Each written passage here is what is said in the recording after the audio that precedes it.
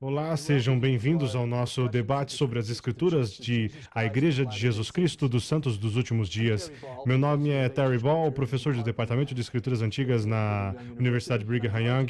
Tenho aqui comigo três dos meus colegas do mesmo departamento. Ao meu lado está o professor Paul Hoskinson. Seja bem-vindo, Paul. É sempre um prazer tê-lo conosco. Obrigado. Também temos hoje conosco Clyde Williams. Obrigado por estar aqui, Clyde. Obrigado. Também temos o prazer de ter aqui a professora Gaia Stratton e é muito bom tê-la conosco, Gaia. Obrigada. Hoje vamos continuar o nosso debate sobre o livro de Mórmon e começaremos com o primeiro Nef 3. Um pouco do cenário que temos aqui, Leí e sua família escapam de Jerusalém instruídos pelo Senhor. Eles viajaram provavelmente mais de 200 milhas pela costa do Mar Vermelho e estão acampados no Vale de Lemuel, perto do rio Lamã. Não sabemos quanto tempo faz que estão lá, mas um dia o pai chama os seus filhos e diz: Filhos, queremos que vocês voltem a Jerusalém e provavelmente levaria umas 2 semanas de viagem. Queremos que vocês voltem e peguem as placas. Uma pergunta que me vem sempre à mente é: por que não levaram as placas com eles quando deixaram Jerusalém? É uma boa pergunta, porque, pense bem, assim você não teria que perder tempo tendo que voltar para pegá-las. É possível que eles estivessem preocupados que se as levassem com eles quando sairiam de lá, alguém teria notado e teria o seguido, e isto com certeza Leí não queria que acontecesse. Acho que o Senhor sabia claramente que isso seria um desafio e também uma oportunidade de ensinar Lamã e Lamuel, pois eles teriam dificuldades. Eles irão encontrar dificuldades e será muito importante o fato de estarem bem distantes, porque suas vidas estarão em perigo. É claro que sem interferência do Senhor, esses 4 rapazes, ou até mais, poderiam ter sido mortos. E acho que o Senhor com certeza sabia o que ele estava fazendo. Então aproveita esse tempo que eles estão longe para tentar ensinar Lamã e Lemuel. Eu acho que é também uma forma de teste para eles. É com certeza um teste para Lamã e Lemuel, como eles irão reagir. E vem a ser um teste para Nef também. No capítulo 2, vimos que o Senhor disse a ele: E se guardares meus mandamentos, prosperarás. Então está aí uma chance para Nef colocar essa declaração em prática. Será que irá atender a esse chamado? Será que dirá: o Senhor falou algo, está bem, estou disposto a fazê-lo? Temos aquela maravilhosa declaração que ele faz no versículo 7 do capítulo 3. Eu irei e cumprirei as ordens do Senhor. Acho que isso é algo bem importante em relação ao capítulo 2. Recebe um mandamento e também instrução para colocá-lo em prática. Eu acho que é uma oportunidade para Sarai exercer sua própria fé, para descobrir se ela é fiel. E como vemos no capítulo 5, ela demonstra ser. Ela demonstra ser fiel, né? É um desafio para ela, mas ela consegue vencê-lo. Bem, nós vemos que Nef começa a assumir uma posição que ocupará pelo resto do tempo que ele permanece na face da terra. Esse é o momento de ele se estabelecer e justificar a posição que ele irá assumir. Mesmo que seus irmãos não concordem, ele merece essa posição. E ainda assim, me parece que quando eles estão voltando, Lamã, sendo o mais velho, está liderando e tem o direito de determinar como e quem irá até Labão para pedir as placas. Em minha opinião, ao invés de dizer, como o mais velho, eu deveria ir, ele está, na verdade, procurando uma desculpa, dizendo: nós lançaremos sortes, e desta forma o Senhor manifestará sua vontade. Eu acredito que, por Lamã não acreditar realmente nisso, ele está pensando: eu tenho 75% de chance de não ser escolhido para fazer isso.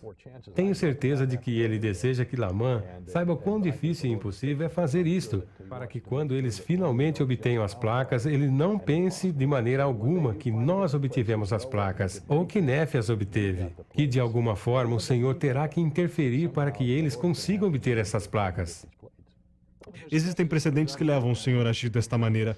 Pense em Gideão, quando ele teve que reduzir suas forças para que não houvessem dúvidas de que era o Senhor e não um exército de homens que iria libertá-los e realizar aquele milagre. É natural que Lamã, sendo o mais velho, seja o primeiro a tentar obter as placas. Ele é quem deveria ser o líder, não é? É isso mesmo. Mas desde o começo, com o testemunho de Nef, vemos que ele é o líder. Eu irei e cumprirei. Só pelo versículo 7 do capítulo 3, eu fico feliz que o Senhor os mandou voltar. Né? Pense na doutrina ensinada no versículo 7. Nós ficamos maravilhados com Nef e sua grande coragem e fé. Mas a doutrina contida nesse versículo é profunda quando ele diz: sei que o Senhor nunca dá ordens aos filhos dos homens, sem antes preparar um caminho pelo qual suas ordens possam ser cumpridas. Isto é fundamental para a nossa fé. Pense nas consequências que haveria se Deus nos desse mandamentos que não pudéssemos cumprir. Ele deixaria de ser justo, deixaria de ser imparcial, deixaria de ser Deus. Mas Nefe sabe disso. Ele não sabe como fazer, mas sabe o que deve fazer. E é essa declaração que leva seu pai a reconhecer no versículo 8 que seu filho teve seu coração enternecido, que ele tem um testemunho espiritual. Ele reconhece através do tom de voz de Nefe ao falar, que mostra que agora ele sabe que isto é certo e deve ser feito. Ainda assim, isso será um teste para Nefe, pois apesar de saber que o Senhor proverá um caminho, não faz de imediato. Nefe e seus irmãos têm muito trabalho a fazer, mas não é assim. O Senhor os abençoará, e isso então acontece imediatamente e recebem a recompensa logo ali. A fé de Nefe será colocada à prova quando vê que estão se esforçando para cumprir com o que foi ordenado, e estão fracassando e tentando de novo. Finalmente, ele tem fé de que o Senhor proverá um caminho, e por isso deseja continuar tentando, enquanto Lamã e Lemuel querem voltar. Está decidido a obter as placas, não somente tentar como Lamã e Lemuel. Ele é uma pessoa determinada. Quer dizer, Sim. o profeta estabeleceu qual era a sua meta, obter as placas, e Nefe não irá desistir enquanto ele não tiver obtido as placas. E até quando ele tenta pela terceira vez sozinho, ele não sabe exatamente o que ele irá fazer, mas ele sabe que deve ir e Com cumprir o certeza. que foi ordenado. Nefe parece ter entendido a importância dessas placas. Será que seus irmãos entendiam? Nefe parecia entender, mas talvez nós devamos nos perguntar por que essas placas eram tão importantes.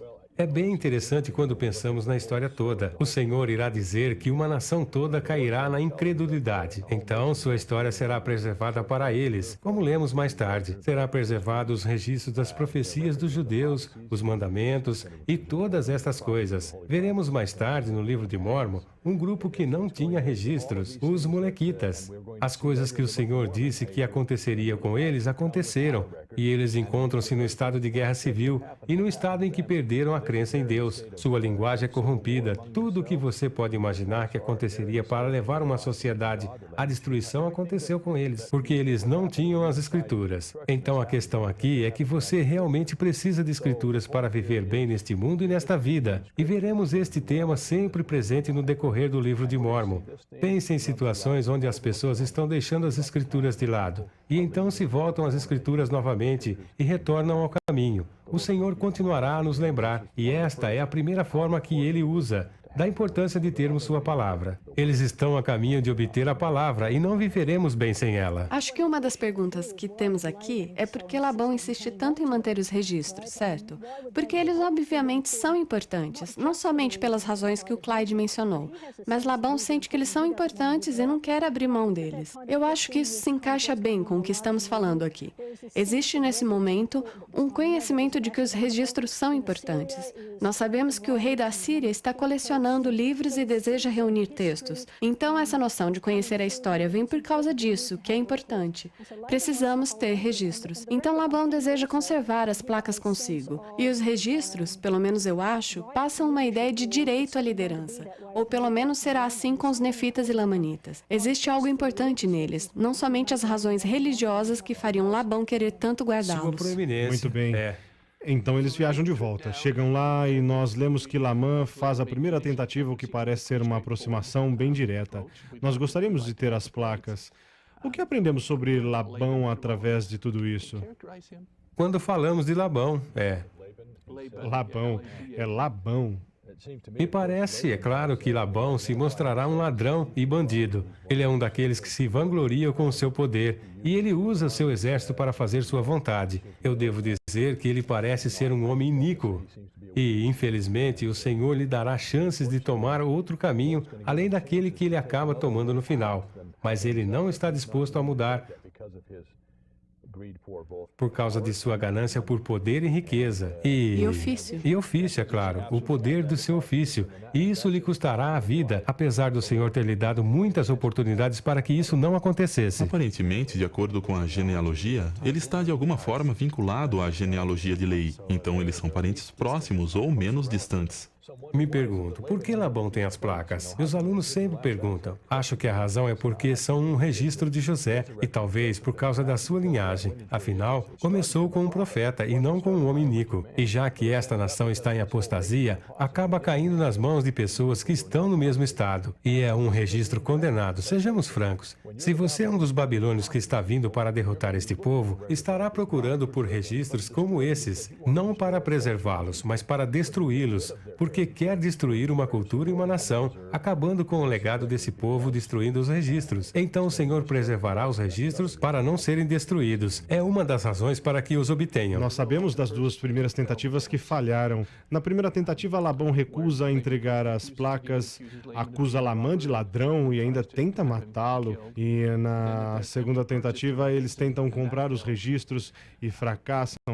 Os irmãos realmente entram em discórdia depois disso, não é? Lamã e Lemuel estão prestes a desistir, eles pensam, nós tentamos, fizemos nossa parte, vamos voltar. Eu admiro muito a maneira como Nefe toma a frente e diz aqui no versículo 15 do capítulo 3, assim como vive o Senhor e vivemos nós, não desceremos para o deserto onde está nosso pai até havermos cumprido o que o Senhor nos ordenou. Como você já mencionou, Clyde, é importante que eles passem por estas provações e tribulações.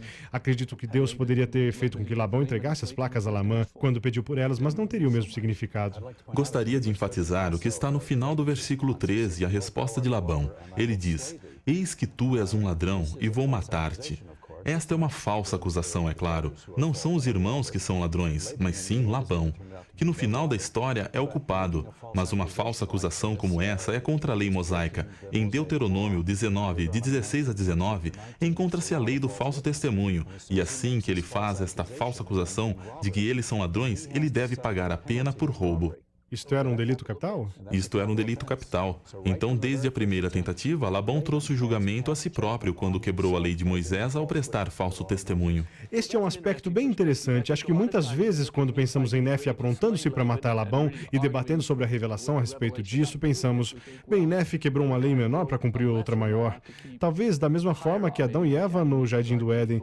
Mas, pelo que você está dizendo, Nefe não quebrou uma lei, Ele está cumprindo a lei. Exercendo a lei. Exercendo a lei, né? Porque além dele ter prestado falso testemunho, ele rouba seus bens, os expulsa novamente e tenta matá-los. Então, quando chegamos nessa parte aqui, em que Nefe é ordenado a matar Labão, vemos o que passa pela cabeça de Nefe. Uma outra coisa que acontece aqui, que eu considero bem significante, é que Lamã e Lemuel irão acusar Nefe de muitas coisas.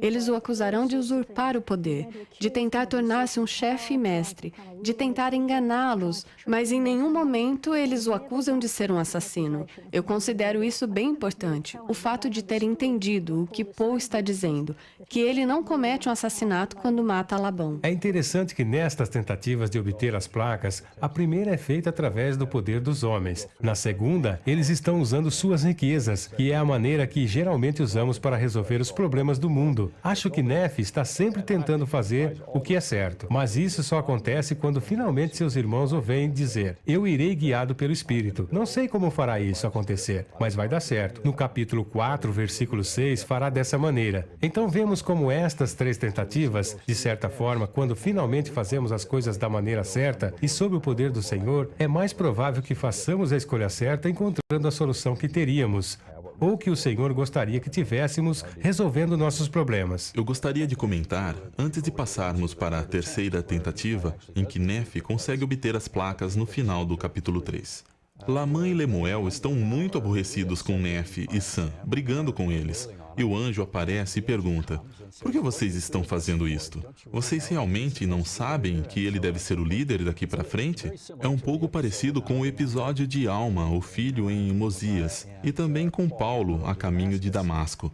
Um mensageiro aparece e diz: o que vocês estão fazendo é errado. Vocês devem parar de fazer isto, mesmo que não queiram realmente se arrepender. E eles param. Eles param de brigar com Nefe e Sam. Mas no versículo 31, nós descobrimos quanto tempo a influência do anjo dura. Para eles, né? Para Lamã e Lemuel. E basicamente dura enquanto o anjo está com eles.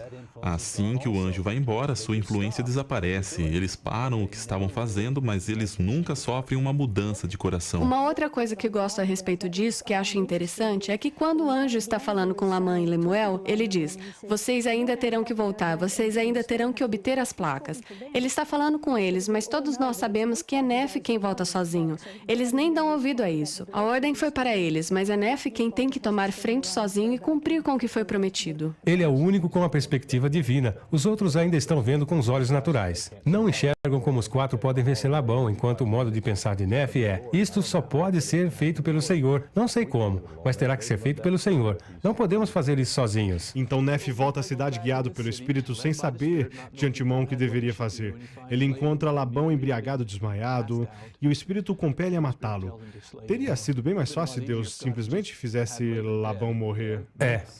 O que vocês acham que ele está tentando ensinar a Nefe? Acho que uma das coisas que ele está ensinando outra vez é o progresso para Nefe. Quando eles iniciam sua viagem pelo deserto, Nefe precisa saber. Ele tinha que obter um testemunho divino de que seu pai era um profeta de Deus. Nefe está precisando aprender como é importante e fundamental ter um testemunho de um profeta. Existem algumas coisas que requerem um testemunho pessoal. Então, quando o Espírito faz isso, lhes ordena a fazer isso, ele fica um pouco receoso. Ele não diz: eu irei e cumprirei as ordens do Senhor. Tem um pouco de receio e pensa a respeito disso.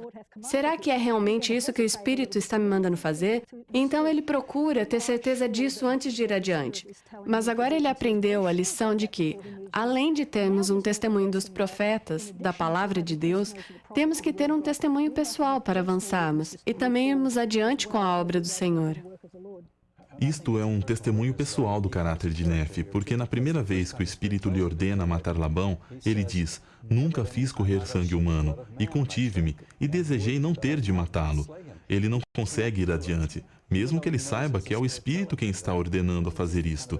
Este é o tipo de pessoa que ele é, esta pessoa maravilhosa. Então, no versículo 11 do capítulo 4, o Espírito lhe ordena novamente a matá-lo. E aqui podemos ver o que Nefe está pensando. Ele nos roubou, ele tomou nossos bens, ele tentou nos matar. De acordo com a lei de Moisés, estas são razões válidas para matá-lo. Lembre-se que naquele tempo eles não tinham policiais, eles não tinham sistemas judiciais e salas de execuções. Você só tinha a lei de Moisés. E se houvessem questões, elas eram apresentadas aos anciãos na praça do governo e eles decidiam se você as havia resolvido de maneira apropriada ou não. Então cabe a Nefe executar a lei de Moisés. E ainda que ele saiba que, de acordo com a lei de Moisés, Labão deve morrer, no final do versículo 11, ele ainda não consegue matá-lo. Então ele começa a pensar: eu sou uma pessoa boa, eu não posso fazer isso. Labão deve ser morto, mas eu não consigo matá-lo. E então o Espírito lhe ordena, pela terceira vez no versículo 12, mata-o, pois o Senhor entregou em tuas mãos. Sua maneira de pensar muda e para de se preocupar com a lei de Moisés e outras preocupações.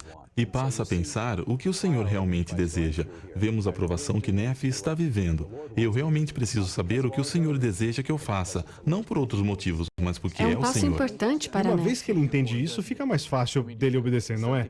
Quer dizer, alguma coisa acontece quando ele vai até Zorã. Nefe é de grande estatura, fico imaginando se a armadura de Labão lhe serviu bem. Fico imaginando se ele era realmente um mímico talentoso e podia... Bem, seus irmãos o acusaram mais tarde, lembram-se de trapacear.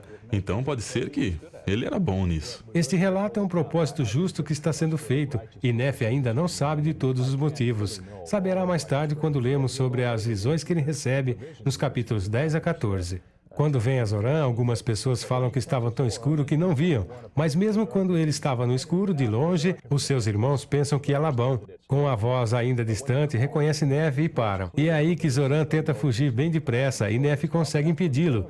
E a pergunta é, por que Zorã tinha que ir com eles? Não acho que é só o fato de que, se não fosse, iria entregá-los. Mas, na verdade, Zorã é a única pessoa que testemunhou esse resgate. O resgate da palavra de Deus. Essa palavra de Deus de que eles precisam, que literalmente preservará não só a sua nação, mas também esta nação e qualquer um que creia nela. Como lemos mais tarde no livro de Nefe, e é este registro que dará aos gentios, nos últimos dias, a última chance de não serem destruídos. E Nefe não podia saber tudo isso.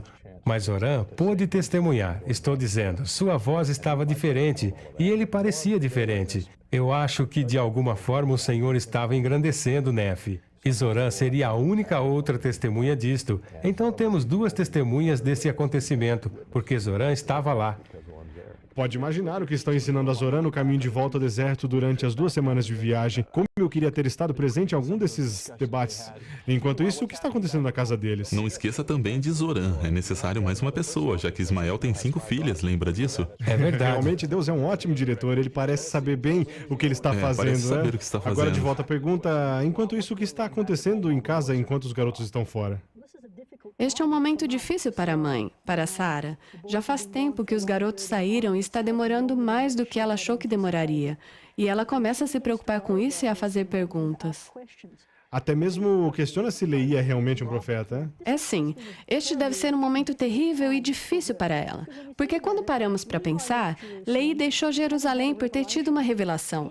Ele sabia que Deus desejava que ele o fizesse, mas Sara não teve nenhuma revelação disso. Ela o acompanhou porque ele era seu marido. Mas eu acho que isso, o fato dos garotos voltarem para casa em segurança, é um testemunho do Senhor para Sara de que seu marido é um profeta, e esta é a vontade de Deus. Uma vez que ela obtém este testemunho, não a ouvimos murmurar outra vez. E me parece que agora ela sabe e pode continuar a viagem sabendo que estão obedecendo à vontade do Senhor. Então seu testemunho veio após ter visto este milagre acontecer. Talvez seja mais uma das razões porque Deus queria que os garotos tivessem essa experiência e também para ajudar Sara. É outro resgate. Foi resgatada de uma provação, um teste. E vemos isso repetidas vezes. Certamente foi um reencontro feliz. Agora, quando chegamos ao capítulo 6, temos uma pequena nota editorial de Nefe dizendo: estou mantendo esse registro e sei que é verdadeiro.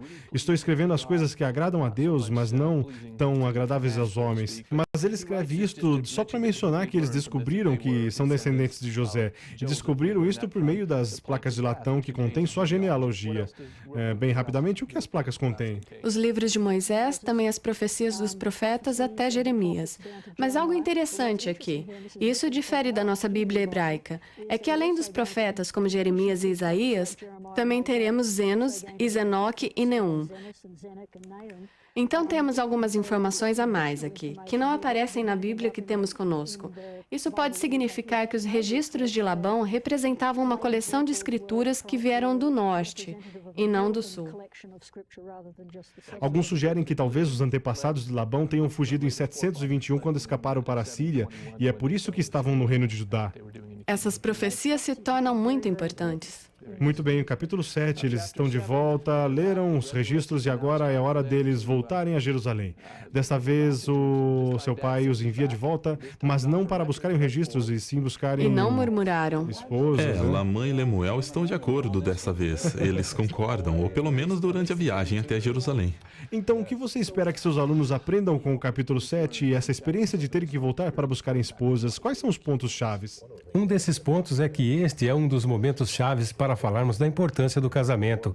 E que se não fosse assim, teriam que voltar e trazer outra família, se o casamento não fosse essencial. E isto nos parece lógico, mas é a lei dos céus e é necessário. E esta é uma família extraordinária, se pensarmos na maneira como se adequam a tudo isso. Aparentemente estão se casando sem reclamar. E penso, que ótimo, teremos alguém para casar com Nefe. Mas quem vai se casar com Lamã e Lemuel? E elas se casam sem reclamar. Mas dá certo. A maioria dos casais se merecem, não é? É isso mesmo, parece que é assim. Na verdade, temos a impressão de que Nefe se casou com a moça que o defendeu quando seus irmãos o amarraram. No versículo 19, existe um certo romance no capítulo 7. Provavelmente havia começado. No capítulo 7, versículo 19, quando ela o salva, ela talvez já estivesse de olho nele, mas eu acho que, além disso, temos que dizer que durante sua viagem até a parte sul da Península Arábica, existem vários lugares onde eles poderiam ter encontrado esposas. O que acontece aqui é que você deve se casar com alguém do convênio. Convênio, certo. Não dá só para encontrá-las ao longo do caminho. A maneira certa de A se maneira casar. certa de se Muito bem. casar. Quando voltam, como vemos no versículo 5, é que todos, não só Ismael, tiveram seus corações enternecidos. Agora talvez tenham pensado, voltaremos para buscar esposas, mas quem realmente quer voltar? Não queremos, e o Senhor irá enternecer-lhes. Isto é importante. Ismael deve ter sido um homem muito notável, assim como suas filhas também. Eu imagino que todos eles tenham tido experiências que o ajudaram a confirmar o que eles estavam fazendo com quem deveriam se casar. Então, no final das contas, dá certo. Pô, por que você não nos diz quais são os conceitos principais que esperamos aprender com esses capítulos de 3 a 7? Bem, eu acho que começa, na verdade, lá onde Nefe começa seu registro, que se encontra em 1 Nefe 2,16. Após a introdução que temos de seu pai, e então do versículo 16 até o final do capítulo 7.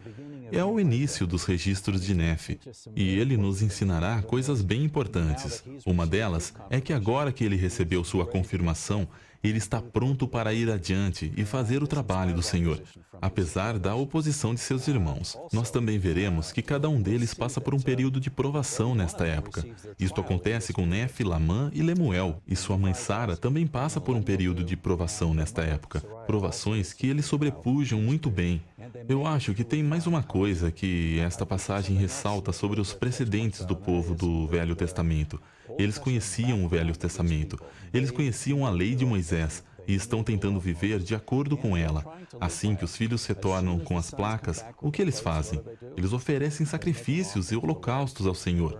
Assim que eles voltam com Ismael e sua família, lá no final do capítulo 7, eles oferecem outra vez o mesmo tipo de sacrifício de antes, e ofereceram sacrifícios e holocaustos ao Senhor, para cumprir o que está em Êxodo 10, 25. Este é um povo que está tentando cumprir a lei do Senhor e viver da melhor maneira possível, e possui um testemunho forte em seus corações a respeito do significado destas coisas. Pelo menos Leí e Nefe têm um testemunho, e o tempo todo eles esperam que Lamã e Lemuel entendam e aceitem a mensagem. Isso serve de fundação para o restante do livro de Mórmon. Muito bem resumido. Muito obrigado.